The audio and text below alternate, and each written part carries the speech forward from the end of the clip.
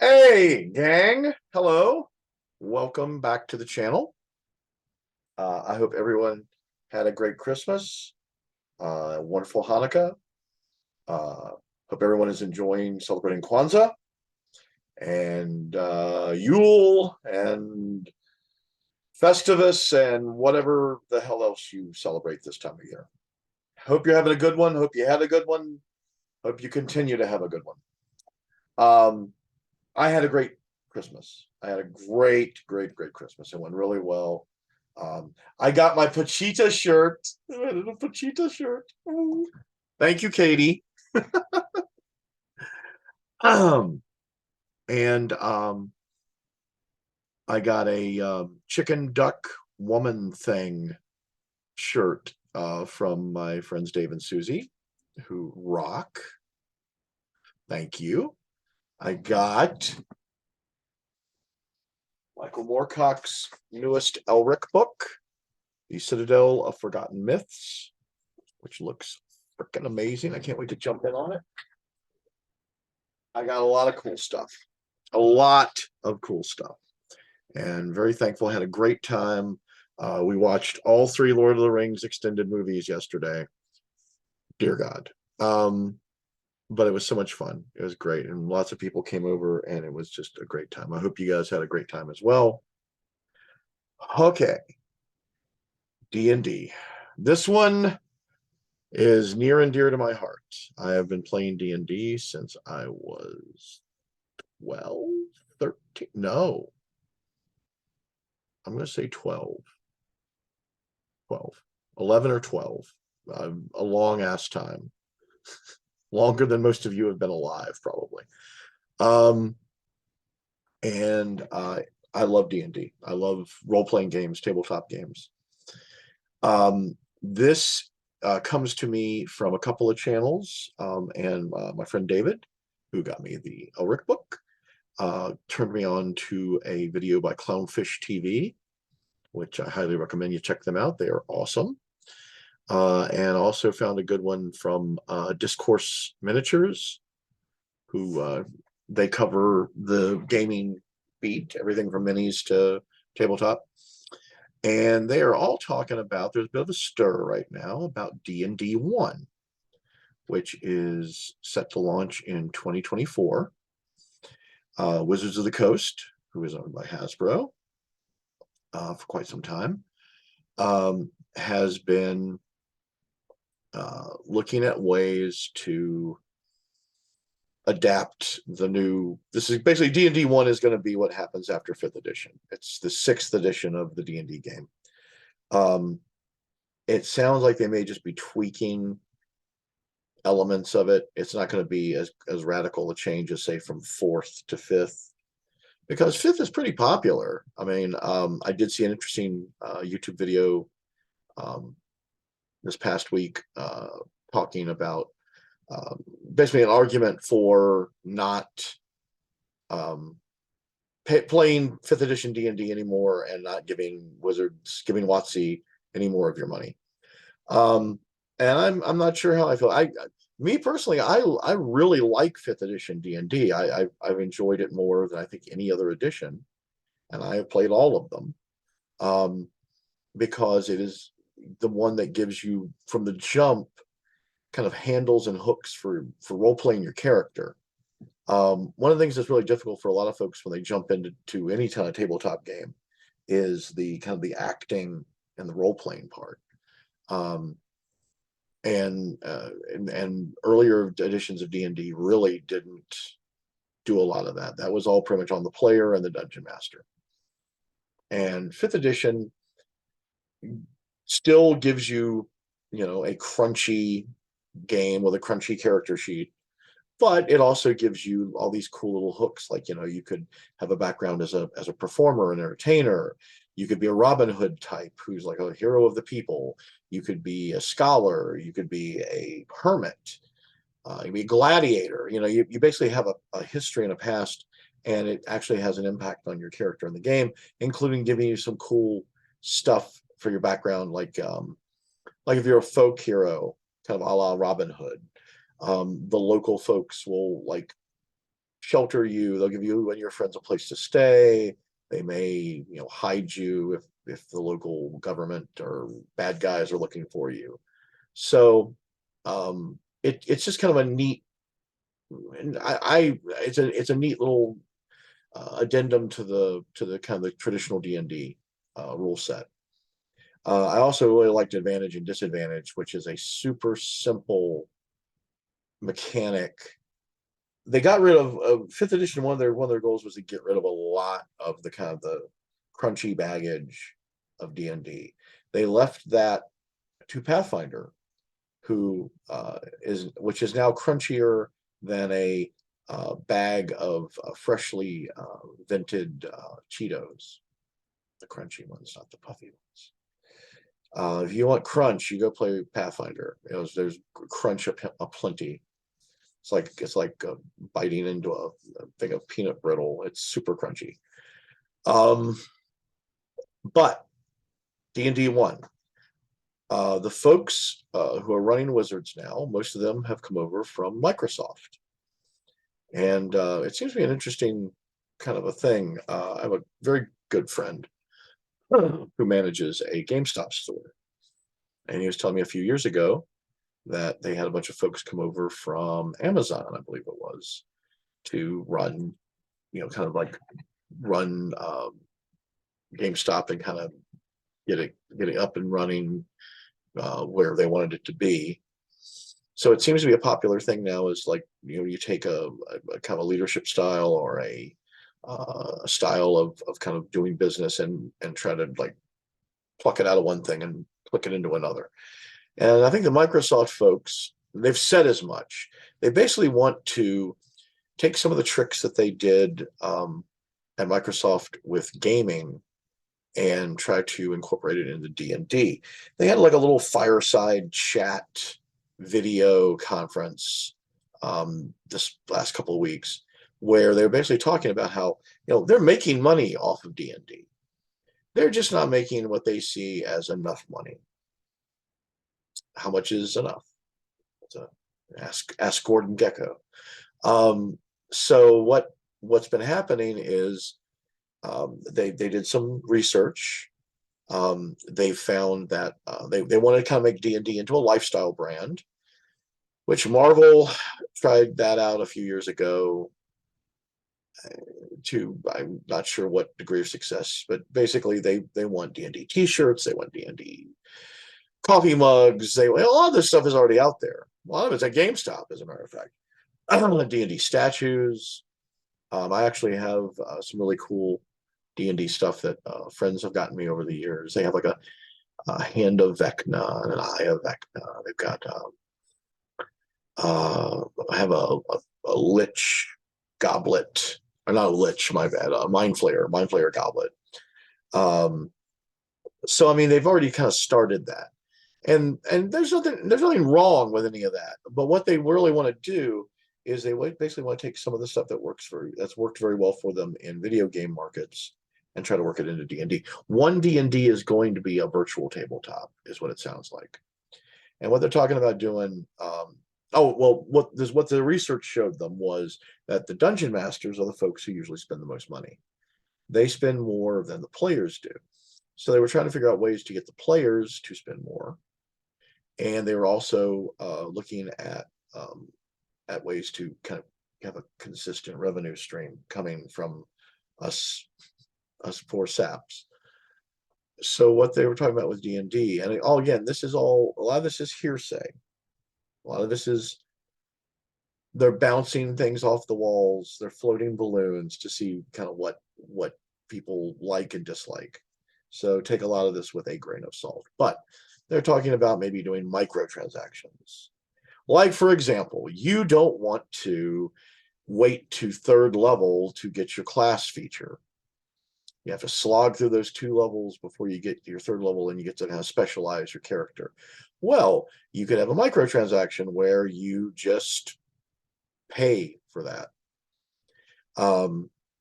You could have certain, say you want a certain weapon or artifact or magic item. You could buy it instead of having to go find it. They're also talking about things about, providing like character avatars and character art, which is already out there some, but they're talking about doing it much more. They're also talking about things like skins for your virtual dice, so you can, and people love little things like that. I mean, look at the AI art thing. Everybody kind of jumped on that wagon for a little while, and it's still causing a lot of controversy. Matter of fact, I want to do a video on that sometime in the near future, talking about AI and writing, because some of my writer friends have gotten kind of concerned about that. And there's some comic pros that are kind of frothing at the mouth a little bit about it. So I wanted to talk some about that, but not today. But what I'm saying is basically they're trying to go for sort of making D&D something where, and like right now, if you probably have a game on your phone that you play. And I've had several of them. I'm trying to remember. I think I did Candy Crush for a while. I have a Mahjong game I play a lot, but it doesn't cost me anything. But there are so many games where if you buy, you spend real money, you can get added features in the game, things that make the game more fun or make the game look better or help you in the game. They want to do that with D&D. They also want to do stuff like virtual adventures with voice actors for the NPCs, and you really making it more of almost like a full-on crossover between a video game experience and a tabletop experience.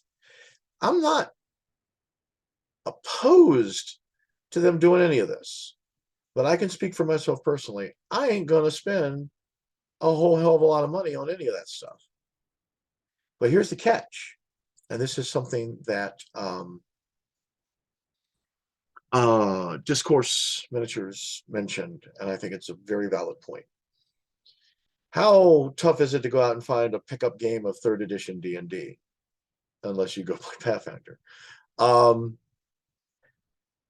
Basically, what this is going to do is eventually they're just going to freeze out their old content. And if you want anything new, for example, another thing that they might be bouncing around is, there's going to be a new character class or a new character subclass, and you can only get it on D&D 1. Now, I also know the internet. You know the internet. Anything like that, somebody's going to spend the money on it, download it, send it out into the universe. But that brings us to the other part of this, the open game license, which was one of the coolest things that Wizards, that WotC did. They started it with 3rd edition. 3rd edition was a big overhaul, a huge overhaul of D&D. And, pardon me, for many folks, 3rd edition and 3.5 are the most popular versions of the game for them. And I played a lot of 3.5. I found some things in 3.5 that I didn't like. It became like a collectible book game. They put out so many freaking books for it. That was the first 3rd edition was the first book, first version, iteration of the game to really have feats. And they kind of went crazy with feats. They also went crazy with classes and things. Basically, it was popular. It did well. It was very well play tested before it came out. And then the things that kind of snuck through the cracks, they caught a lot of those with 3.5.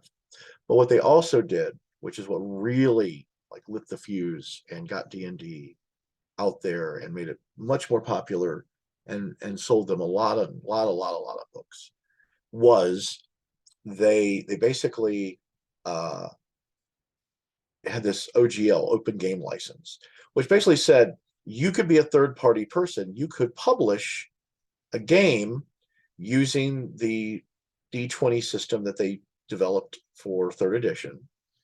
And you could do a superhero game. You could do a science fiction game. You could do a horror game. You could do whatever. And you could use that system. You had to say on your book, you basically had to say on your product that it required the D&D player's guide to play. And most of them would have wording like, uses the system for the most popular role-playing game in the world. Something along those lines. And it would have a copy of the license on a page in the book. OGL just caused third edition to blow up. OGL is actually how Pathfinder got started. They were producing content through the third-party license, through the OGL license. What ended up happening, and what's happening now, is WotC has decided that they want a taste of that third-party cheddar. So what they want to do is they're talking about amending the license, basically have a new one, 1.1 OGL. And what they're talking about with that is if your company makes more than $50,000 a year off of D&D adjacent products, then you have to register with Wizards of the Coast. You have to kind of report your profits to them. You have to put a little badge on your products signifying that. If you make more than $750,000 a year off of your products that have to do with D&D, they want a percentage. They want royalties from that. Now, what WotC is saying is they're saying it's probably going to affect less than 20 publishers in the industry. A couple of publishers that are pretty much definitely going to get dinged by this are Kobold Press, which has been around forever, and Critical Role,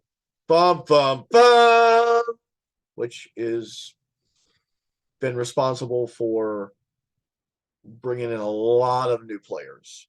That and Stranger Things, I think, has probably been, in the last few years, responsible for a lot of folks getting excited about playing D&D and wanting to play D&D. Now, the OGL is the old OGL is still in effect. The new OGL has not been released yet. Like I said, all this stuff, One D&D is really supposed to like launch in 2024, but they are going to be bouncing stuff around for a while, just like they were bouncing around the whole thing about changing the terms in the books from race to species. Just like they're talking about non-player characters and monsters not having the advantage of rolling a crit if they roll a natural 20. Just like they're talking about, all creatures now will not have a set alignment. They can have any alignment they want. And this stuff sets differently with different players. I think a lot of it's ridiculous because, like I said, I've been playing since I was not even a teenager. And I played in games way the hell back then where you would have characters that might be a monster, or they might be non-player characters who were like a monster race that had a different alignment than the rest of their race. That's called subverting expectations. Looking at you, Ryan Johnson. So, it's sounding like a combination of they're going to put some politics in D&D or try to sort of make it accessible to a new generation of players. And also at the same time, they're looking to maximize their profits off of this.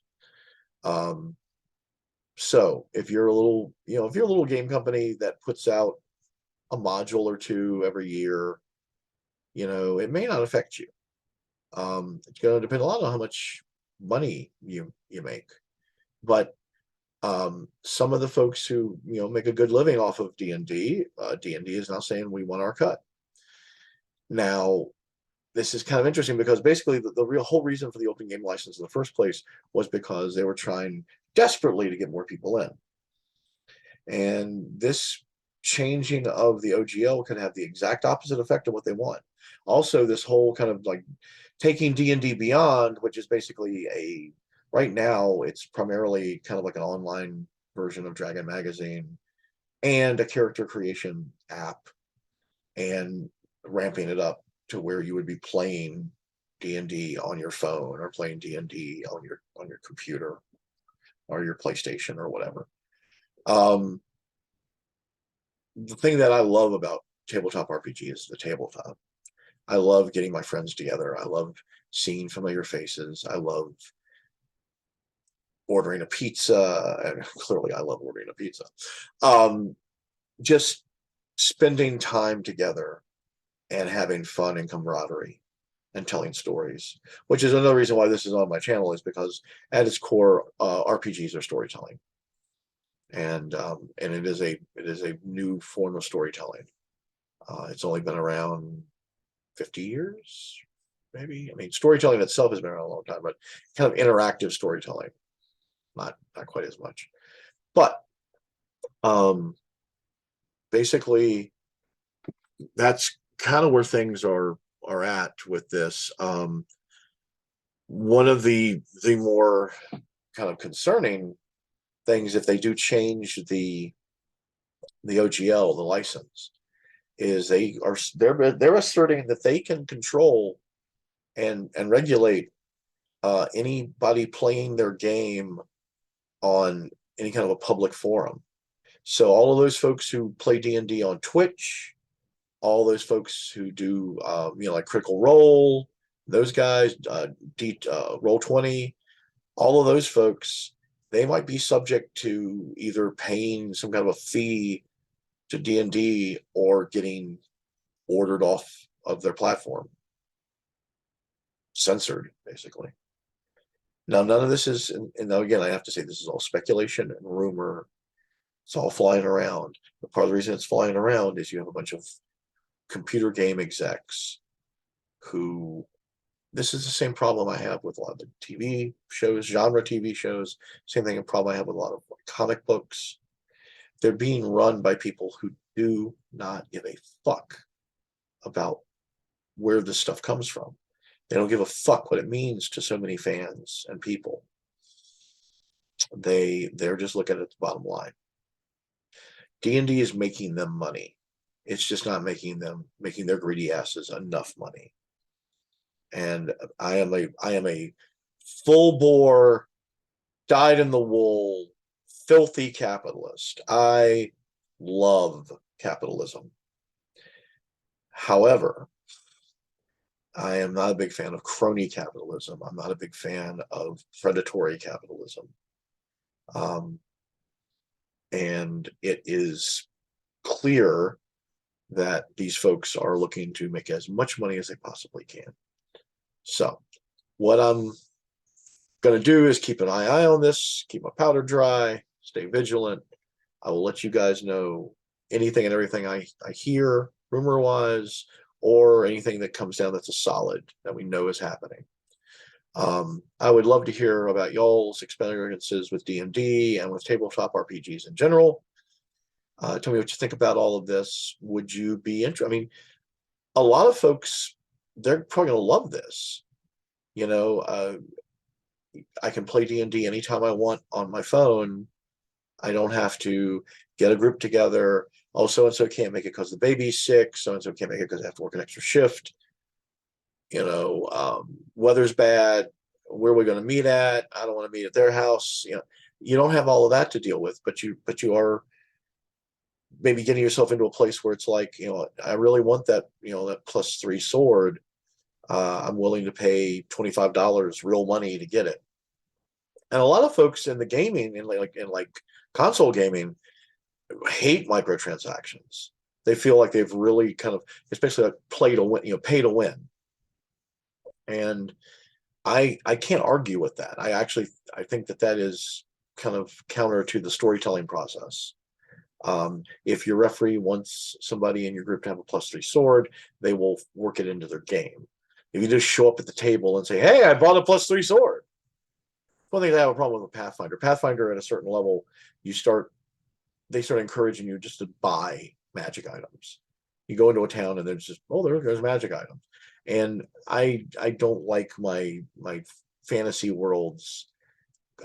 Well, I actually write a fantasy world. I'm doing a novel on my Patreon called Black Coda, which is set in a world where magic is the technology. So it's everywhere. It's prevalent. But and you know, the Ebron setting is like that. And they have one of the magic card game settings that they've done as a D&D book that's also very much kind of a magical tech world.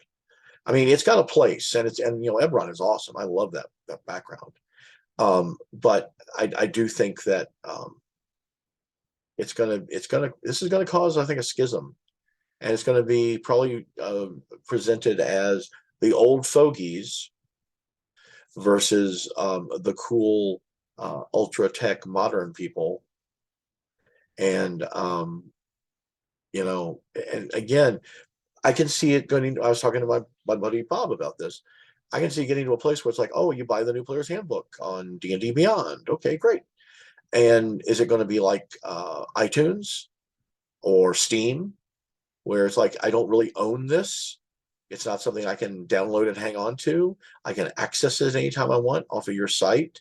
But when you decide that I need to pay for it again, which Microsoft, those fucking bastards, have done that in the past.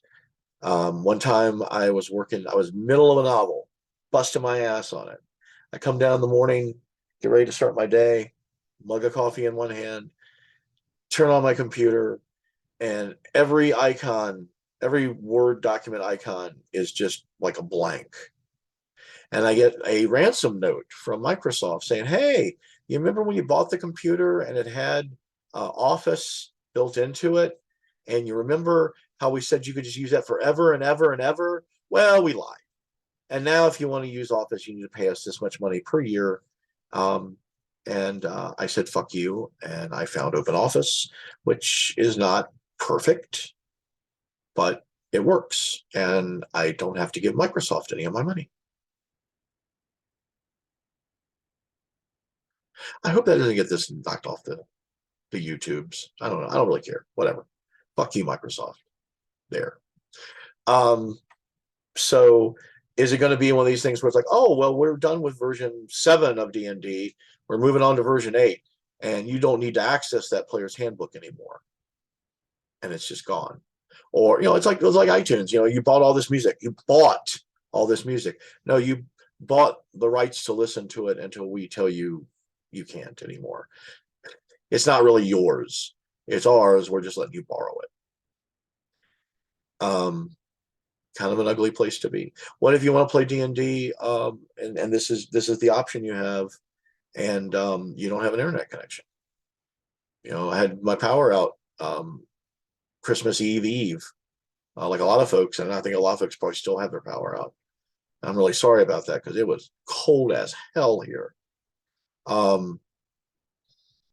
But what if you by choice or economics or whatever, there's a lot of people in this country don't got internet, can't afford it. Rent is too damn high. And what are you going to do? You can't do D&D 1. I mean, I don't think there's going to be a book in your local game store, D&D 1. I don't think it's going to be there. I think it's all going to be out there in the great cyber world, the great cyber wilderness. What's this going to do for game stores? What's it going to do to them? If you make your money a lot off of the D&D products, and the D&D products are all now virtual and online, and the third party stuff that you can still buy, a lot of those companies may not be able to pay WotC, the multi-mega billion-dollar corporation that's part of Hasbro, which is a multi-mega billion-dollar corporation.